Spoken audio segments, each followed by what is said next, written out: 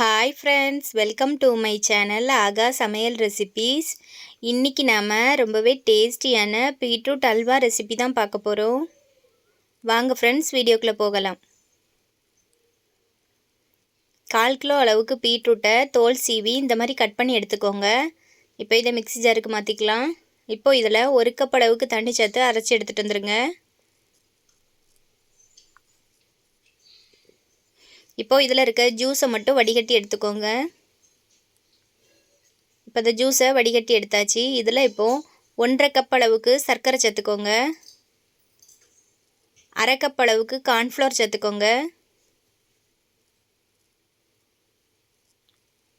இப்போ இதை நல்லா மிக்ஸ் பண்ணி கொடுத்து கட்டிகள் இல்லாமல் கரைச்சி எடுத்துக்கோங்க. இப்போது நம்ம அல்வா செய்ய போகிற கடாயில் இதை மாற்றிக்கலாம்.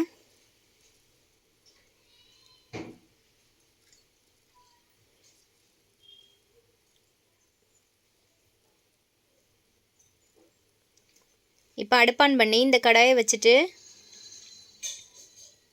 இதை நல்லா மிக்ஸ் பண்ணி கொடுத்துட்ருங்க.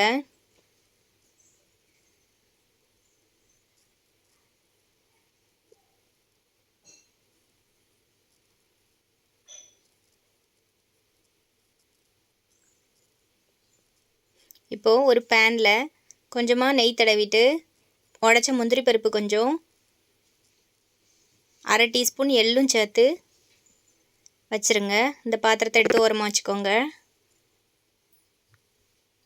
இப்போ இது கொஞ்சம் கட்டி ஆகி வருது. இனி சுருண்டு அல்வா பதத்தில் வராத அளவுக்கு நல்லா கிண்டி கொடுத்துட்டே இருக்கணும்.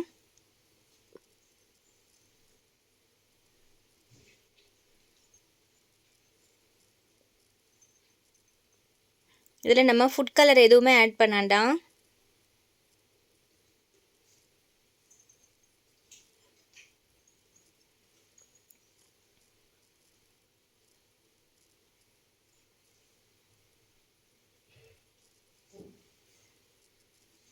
இப்போ இது ஓரளவுக்கு திக்காகி வந்துட்டே இருக்குது. இதை நல்லா மிக்ஸ் பண்ணி கொடுத்துட்டே இருங்க. சிம்மில் வச்சு இனி மிக்ஸ் பண்ணி கொடுங்க. கொஞ்சம் கெட்டியாக ஆரம்பிச்சிருக்கு.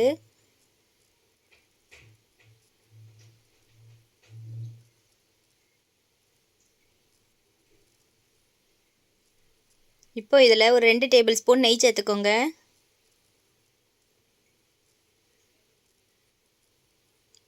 உங்களுக்கு நெய் வேண்டானா சேர்க்க வேண்டாம், ஸ்கிப் பண்ணிக்கோங்க. நெய் சேர்த்தா அல்வாலாம் நெய் சேர்த்து செய்யும்போது ரொம்பவே மணமாக இருக்கும்.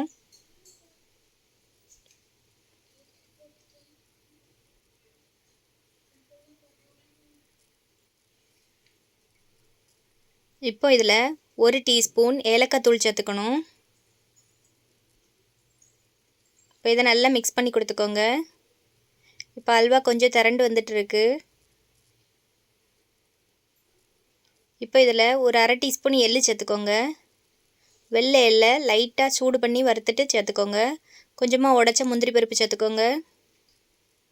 இப்போ இதை மிக்ஸ் பண்ணி கொடுத்துட்டே இருங்க. இப்போ நம்ம அல்வா பதம் ரெடியாகி வந்திருக்கு.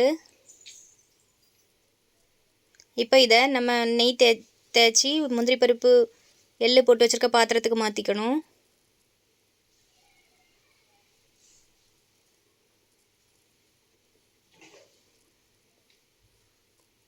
இப்போ இதை ஆற விட்டுட்டு பீஸ் போட்டு எடுத்துக்கோங்க.